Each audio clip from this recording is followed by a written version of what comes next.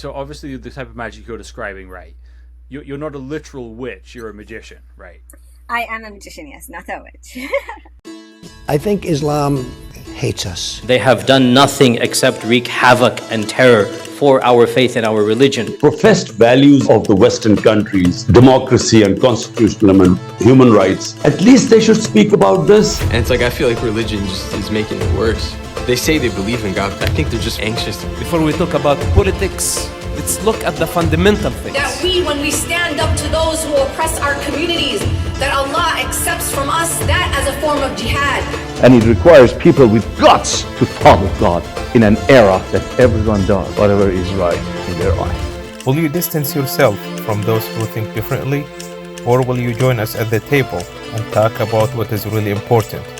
This is the Al-Ma'idah Initiative, conversation without compromise.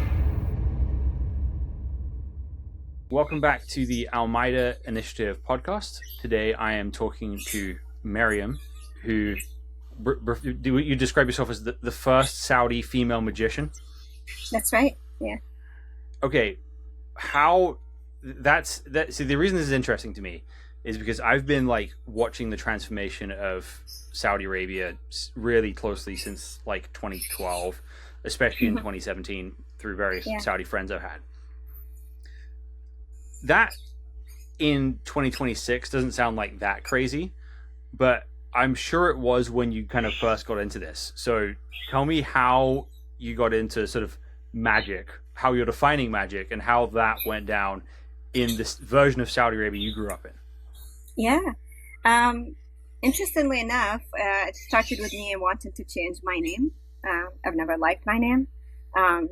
Essentially, I decided to keep it. But when I was a child, we did not have access to the internet. You're my generation, I guess. You know how it was. I did not have access to public libraries where I grew up, but one of my uncles had a massive library in his house. And so when I decided to change my name, I was telling people I want to change my name, but I've never actually thought of a name. So someone was like, so what do you want to name yourself? And I was like, I just wanted to change my name. I didn't actually decide what name I want. So I went to his library to pick a book to see, there's a book about names. And I found one, essentially made me fall in love with my name. But I also found, a book about religions, and that also made me, want to, stay connected with my name more. It's the only name that's mentioned in the Qur'an, the name that's mentioned in, the Bible, well, the Arabic Bible at least. That's the name of the Holy Mary in Arabic is Meriam as well. And, all the Abrahamic religions, basically. But I also found a book that's about stuff that are interesting from the world or whatever. There was a very small section in that book about magic. Sadly, all the tricks that were in the book, you either need an assistant or, props that I didn't have access to, or a combination of both. So I started making the props myself. I was 9 years old. I got my younger sister, who's 7 years and a half, to be my assistant. I trained her so much, but when I put in a little show for, my grandma's at my grandpa's house, during the show, she forgot a lot of the steps, and I failed. Obviously, people would be laughing at me, not at the assistant. So I gave up. But later on, I realized, I started becoming interested in magic, not learning magic way before that, is when I saw David Copperfield on TV making the Statue of Liberty disappear. It was then when one of my aunties said, he did not actually make it disappear. He just did an illusion that made us believe that he made it disappear. And that what made me feel like it's something that I could do, right? And so seeing that book gave me the first access to magic, but failing during my show and not having access to, mentors or, anyone around me basically made me give up. Until back in 2010, I graduated, got my bachelor's degree. I applied for a scholarship. And while I'm waiting for the scholarship, we're not supposed to be working or studying or anything because that would disqualify you, basically. So I needed to pick up a new hobby, and YouTube algorithm shoved magic into my feed again, and I've never stopped. Okay, so when so obviously the type of magic you're describing, right? You're not a literal witch, you're a magician, right? I am a magician, yes, not a witch. Yeah. So in the sort of Saudi culture you grew up in, is that do people get that, or do people suspicious of that kind of interest? Yeah, so obviously supernatural powers are now okay. You're familiar with the story of Moses with the Pharaoh. That's also that's mentioned in the Qur'an, and so to them it's wrong, it's bad. Even if they know it's just an illusion, you're tricking people and not actually doing it. But the general belief is that you do actually have, or consume some power through doing stuff that are considered sinful, and that's how you gain that power. And that's a very, very common belief there. So it did take a lot of work to make that, or make a lot of people change their mindset about magic. Up until like 2006, people were still very scared of even the idea of performing magic on stage in Saudi Arabia. I'm talking about men. Women were not even allowed to be on stage. Up until I believe 2009 or 2008 is when one of the Saudi magicians, who was a pioneer actually in magic in Saudi Arabia, he was performing outside of Saudi Arabia. He never performed in Saudi Arabia publicly because he was not allowed to. He did actually have to reveal his magic to some religious clerics to even be allowed to perform. The whole thing was recorded, was filmed. They put it on YouTube, where actually one of the clerics was explaining how the tricks were done in front of other people, and it's on YouTube. That's just in order for him to be allowed to do magic. Yeah. So he has to prove that it's not literally magic in order to be able to perform it in Saudi. Okay.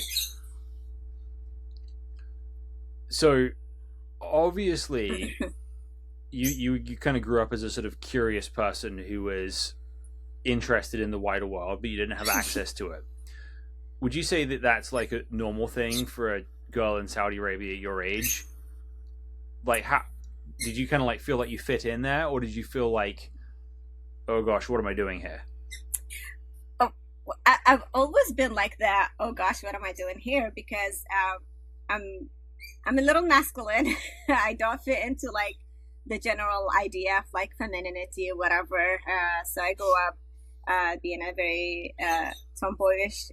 So I wanted to play with the boys. Was just hanging out with my siblings' friends who were boys, playing video games with them. Never been able to make friends, girls. I still can't. But as you may expect, I still hang out with males because my entire community here is magicians, and they mostly men. So I've never fit into the traditional rule. But if women or young girls would be interested in magic in Saudi Arabia, I would see them facing the same obstacles as I did, and not having access to in Saudi Arabia until now. They still don't have access to a lot of materials. I know a magician who opened a shop in Saudi Arabia, a magic shop, and I mean, it was back in the days when we still had the religious police. So he got harassed a lot by them.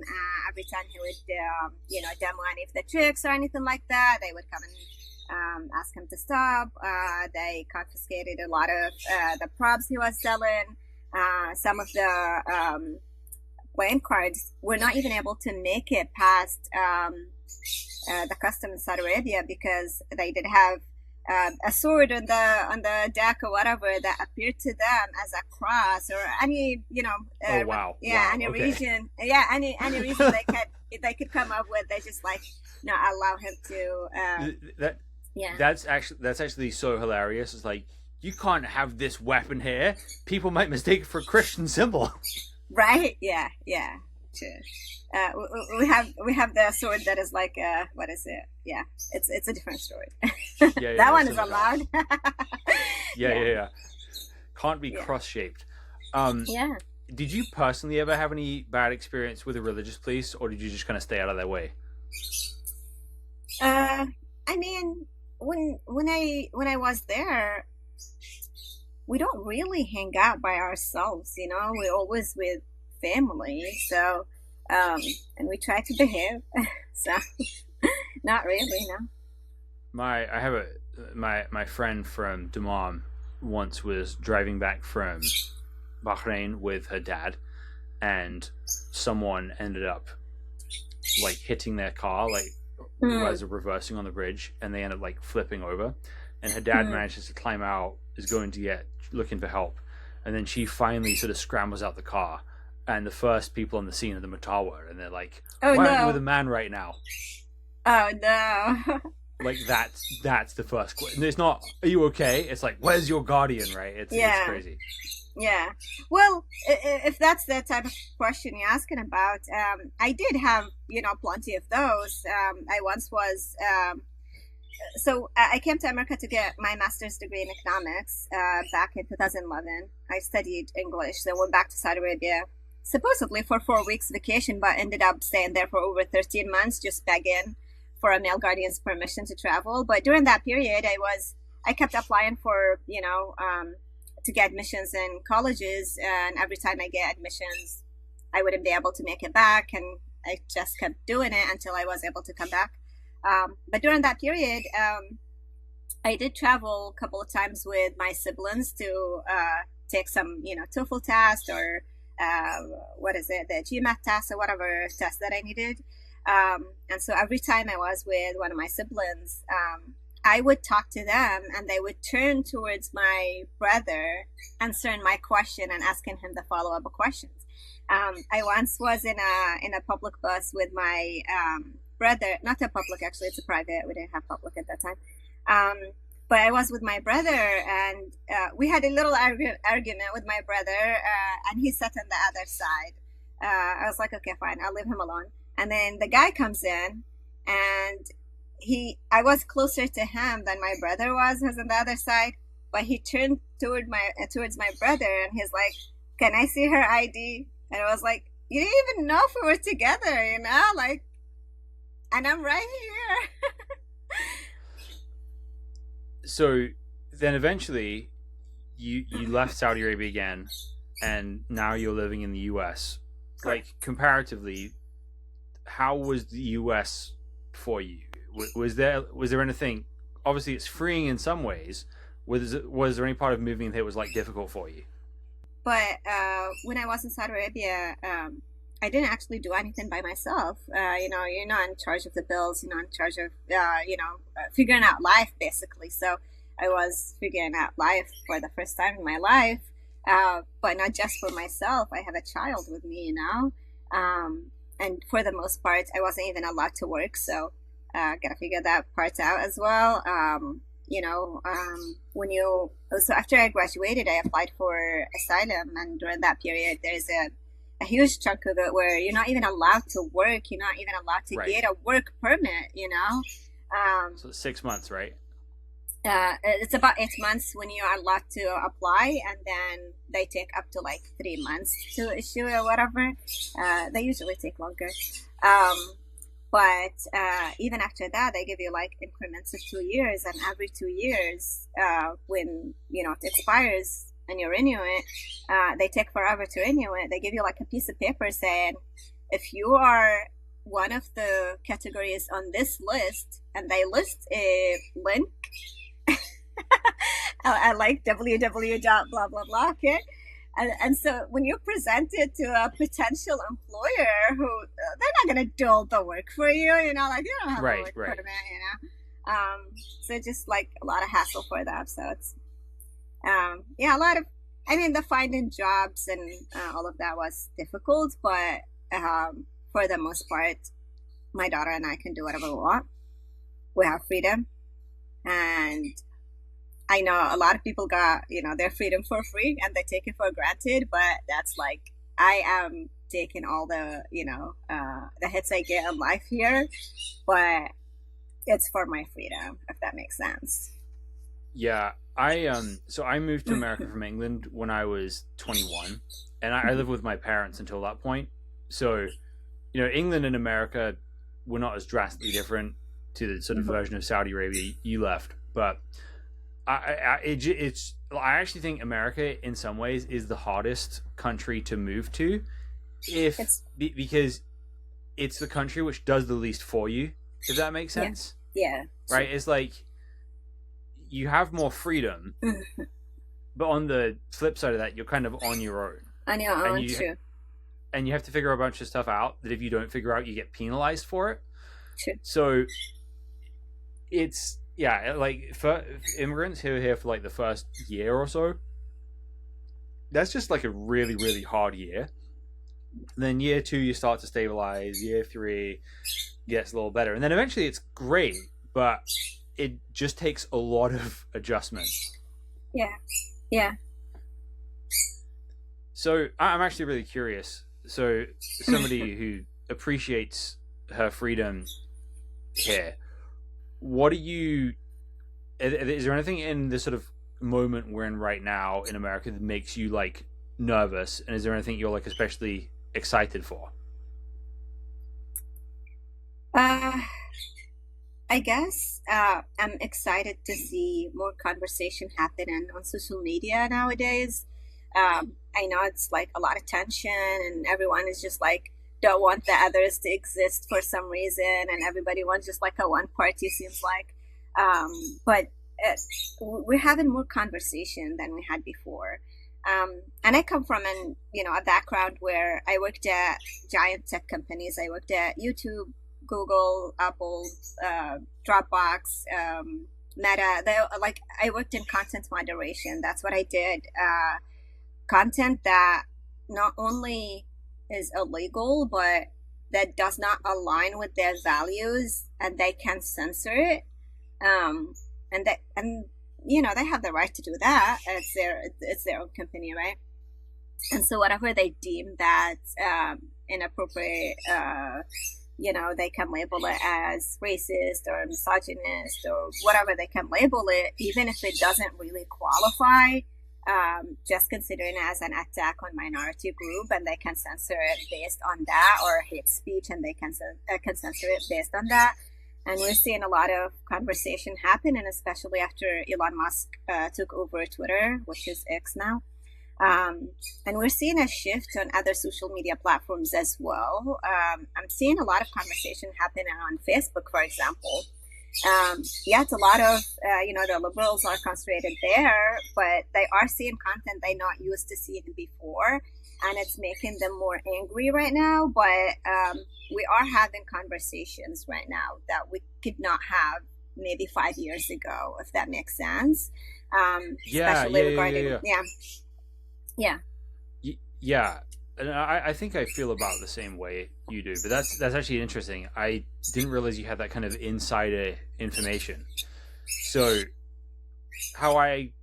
especially during COVID, I really sort of felt that shift where moderation was high. They didn't trust people to be adults.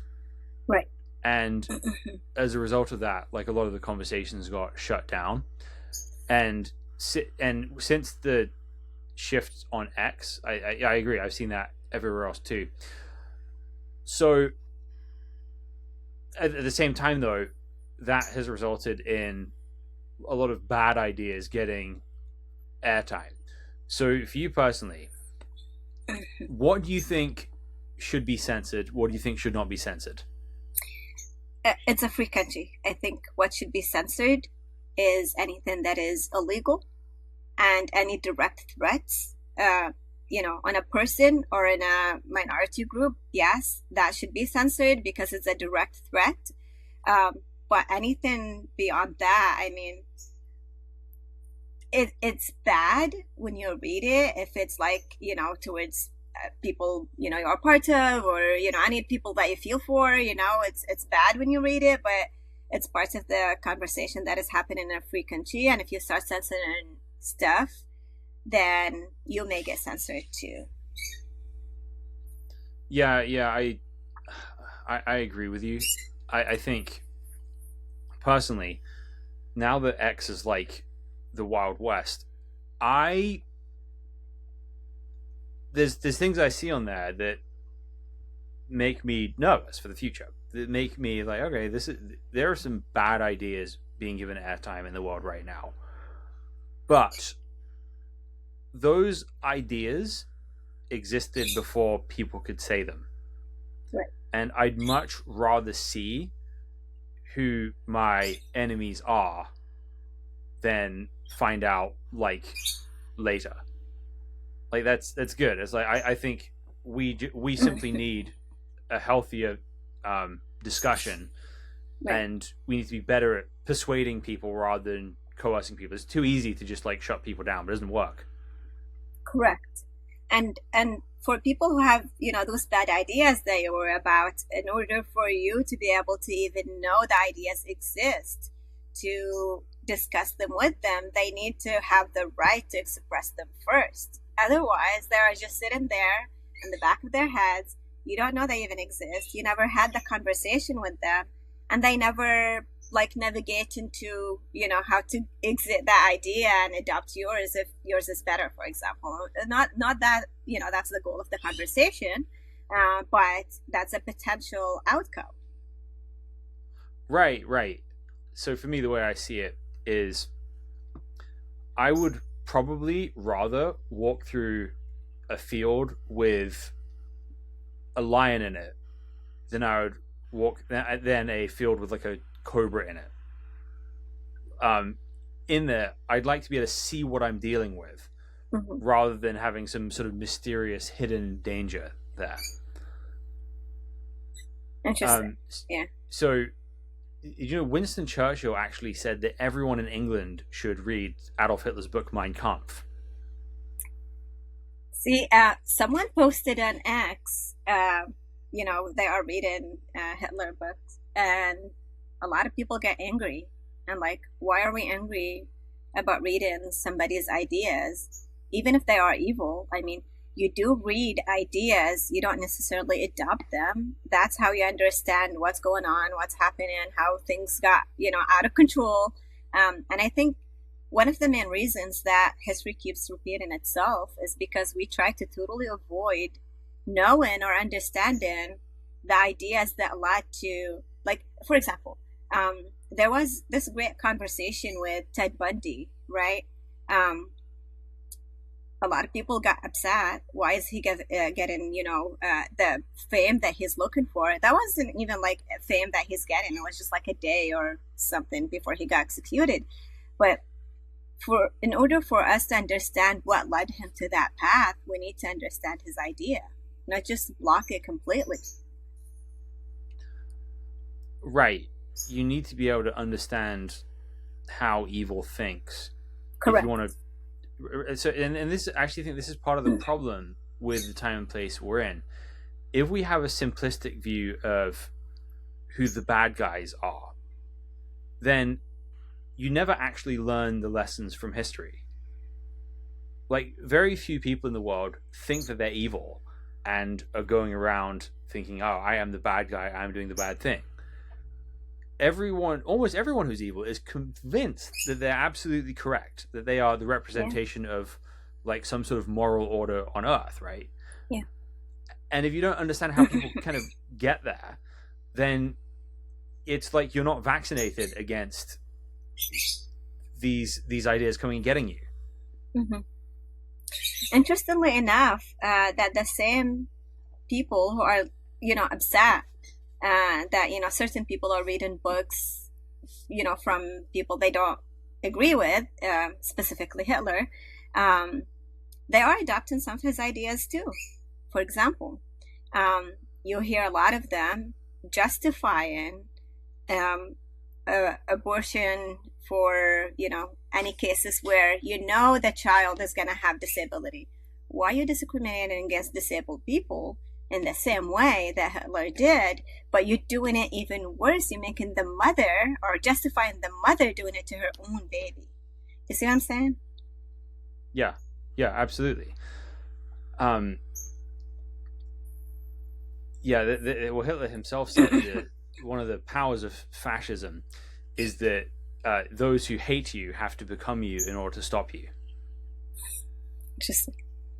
I think, like, the time and place we're in now, in my opinion, is an overreaction. But I think you've been here for a while. I'm sure you've seen a lot of this. Is that I think people in the West have been told for the last 15, 20 years, your ancestors were the villains. Western civilization is a civilization of empire and oppression. And it's basically been told all your history is bad. And then people are now overreacting by thinking all of our history is good. Yeah. Which it isn't, right? It's complicated. We've done good things and bad things, as everyone else has as well. But it's an overreaction that people are being told one thing that's an oversimplification, and in response to that, they're adopting another thing which is an oversimplification. Mm-hmm. Yeah. I think part of it is also not actually saying that all of their history is good, but rather pointing out the good stuff. I've seen, for example, kind of like a movement going on right now where they are claiming that instead of the claim that white people enslaved black people, there's this new claim that they actually were the ones who freed them. And both of them are correct, but if you look at the history back during that period, everyone was enslaving everyone. Muslims did it for a long period of time. Muslims took over a huge part of the world, and that was a main practice during wars. Every war that Muslim had, gone over while they were conquering the world, they did take a lot of people. They took kids, they took women as slaves, they sold them. You don't see, liberals talk about that, for example, because they don't want to talk bad about Muslims doing stuff, But that's part of the history too. If you're going to discuss part of the history based on color, you also need to talk about, the other things that are going on at the same time. White people did not enslave black people because they were black. Muslims enslaved other people because they were not Muslims. And that needs to be addressed. If you actually go into address history, that's the one that needs to be addressed, because a lot of Muslims nowadays still adopt those ideas. And if they get the power, that's what they will do. White people today, regardless of the power they have, I don't think they are planning to enslave black people again based on their color. Right. Okay, so when you talk about Muslims getting power, are there particular groups you're more worried about than others? Are there groups you'd say, like, okay, if they had more power, I wouldn't be worried about them versus... Yeah. So who would you be especially worried about? So, you're probably going towards, like, sects or whatever. That's not what I'm talking about. I genuinely think that the majority of people are good people. Regardless of how, the amount of bad stuff that is written on the textbook, religious books, the majority of people pick the good stuff in their textbooks and say, hey, this is what my book says, because they are good people. Mm-hmm. There are bad people too, and the bad people will select the bad stuff in their books, and that's what they will go by because it's justified in their religion. And I think that the majority of those bad people, if they get the power, they would practice what they are taught to. Okay, yeah, that makes sense. So it's not everybody, but there's enough nefarious people out there who, if they had power, would take that and run with that and would do very bad things with that. Correct. And we've seen it recently happening with ISIS and all of the other groups. As soon as they took power, even against other Muslim groups, just because they are being from a different sect, they were able to vilify them. They were able to dehumanize them, and they did the things that they wish to do on non-Muslims too. I mean, there are literally slaves that get sold in Libya right now, right? True. Right. That mix of extremist groups and lawlessness kind of combines to create that very unfortunate setting. So, okay, so I see a lot of people talking, warning about things like the Muslim Brotherhood and stuff like that. If you're against censorship, how do you think people in the West should push back against these kinds of things? So, one of the jobs that I did in content moderation was also in counterterrorism. And so I did counterterrorism in Dropbox and Meta. The type of content that you would see coming from these groups is actually illegal to consume in this country. A lot of it is trying to recruit people to join their groups. A lot of it is promoting ideologies like beheading, people who don't believe in their religion, stuff like that. These are illegal. So when you action those stuff, you're going by them being illegal rather than, censoring the group, if that makes sense. For example, if you take the Taliban, for example, the Taliban was never listed actually on the list for terrorist organizations, for foreign terrorist organizations. America never listed them as a terrorist group. So the action that would be taken would be based on the content itself, whether it's violated or not. Now, there are groups that are actually listed, by the U.S. government as terrorist groups, and so they would be directly targeting America on some of these posts, for example. And yes, that's if it's a threat to national security, that should be taken down, of course. Sure. But it seems like we need to be able to we can't just like block bad content, because that's the fruit of it, right? It's not the root of where it comes from. So we've got to be able to have a smarter public conversation about these types of things.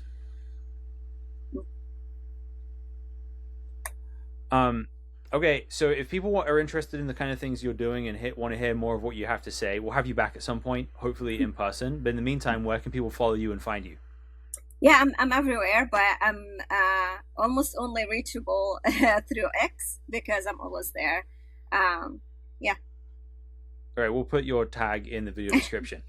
Well, thank you for being on the show, and thank you guys for listening to the Al Maida Initiative podcast. We'll be back next time. Yeah, thank you very much.